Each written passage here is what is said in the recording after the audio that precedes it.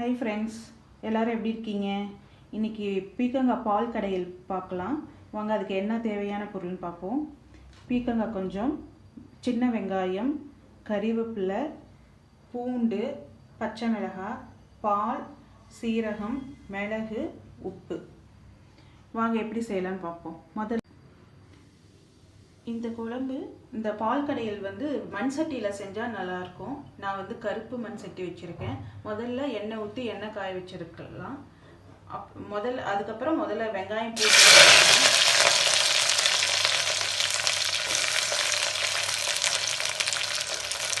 இந்த சட்டியில் செய்யும்போது இந்த குழம்பு அவ்வளோ டேஸ்ட்டாக இருக்கும்.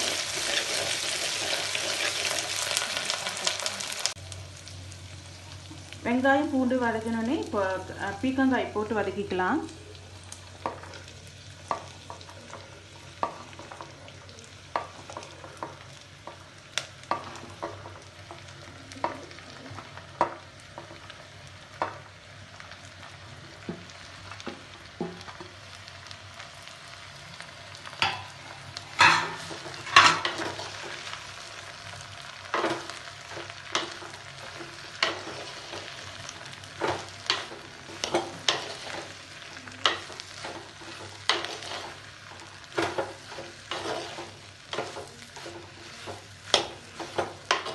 பீக்கங்காய் நல்லா வதகட்டும்.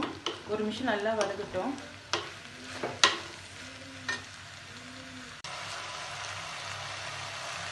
சீரக மிளகு இப்போ போட்டுக்கலாம். காய் நல்லா வதகிருச்சு. இப்போ சீரக மிளகு போட்டு வதக்கிக்கலாம்.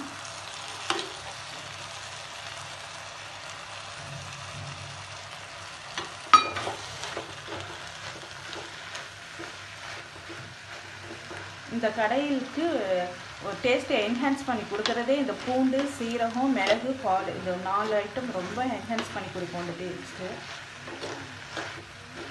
இதெல்லாம் நல்லா வதக்கிக்கலாம்.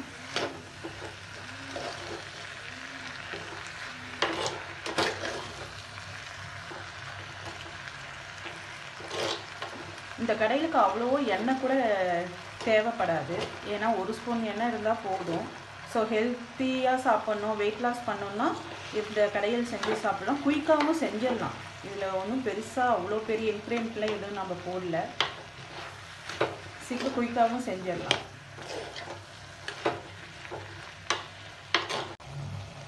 இப்போது உப்பு போட்டு வதக்கிக்கலாம். இந்த பீக்கங்காயில் பார்த்திங்கன்னா நிறைய நார்ச்சத்து இருக்குது, நீர்ச்சத்து இருக்குது. அதனால் நிறைய வீக்கில் அட்லீஸ்ட் ஒரு 1 or 2 டைமாச்சும் சேர்த்துக்கிறது ரொம்ப நல்லது. குழந்தைங்களுக்கு இப்படி செஞ்சு கொடுங்க. அது பால் ஊற்றி கொடுக்கும்போது டேஸ்ட் ரொம்ப நல்லாயிருக்கும். அதுவும் இந்த தேங்காய் பால், ஒரு சிலர் மாட்டுப்பாலில், நான் மாட்டுப்பால் ஊற்றியிருக்கேன். ஒரு சிலர் பால் பிடிக்காது குடிக்க. அப்படி இருக்கவங்களுக்கு தேங்காய் பால் ஊற்றி கூட இந்த கடையில் பண்ணி கொடுக்கலாம். அது இன்னும் டேஸ்ட்டு அதிகமாக இருக்கும். இப்போ கொஞ்சம் தண்ணி ஊற்றிக்கலாம். காய் வேக நிறைய தண்ணி ஊற்றிடாதீங்க. ஏன்னா அப்படியும் கடையும் போது பால் ஊற்றி கடைவோம். அதனால் ரொம்ப தண்ணியாட்டு போயிடும் கடையில். ஆனால் கொஞ்சமாக தண்ணி ஊற்றி காய வேக வச்சுருங்க. வெந்த பிறகு நம்ம பால் ஊற்றி கடைஞ்சிக்கலாம். காய் வேகட்டும். காய் நல்லா வெந்துடுச்சு, தண்ணியும் நல்லா சுண்டிடுச்சு. இப்போ பால் ஊற்றிக்கலாம் கடைசியாக.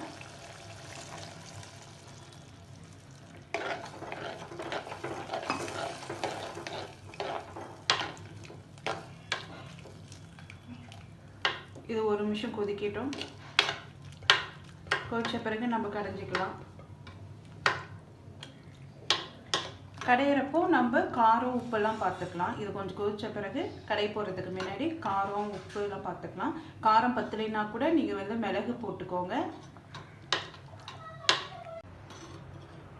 காய் நல்லா வெந்துருச்சு. இப்போ இறக்கி வச்சுட்டு மத்து வச்சு கடைஞ்சிக்கலாம்.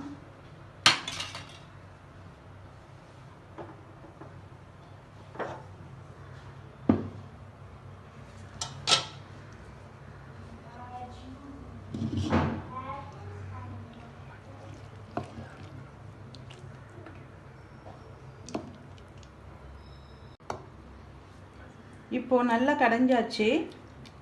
இவ்வளோ நல்லா மசித்த பிறகு நம்ம சாப்பிட்றதுக்கு ரெடி ஆகிடும்.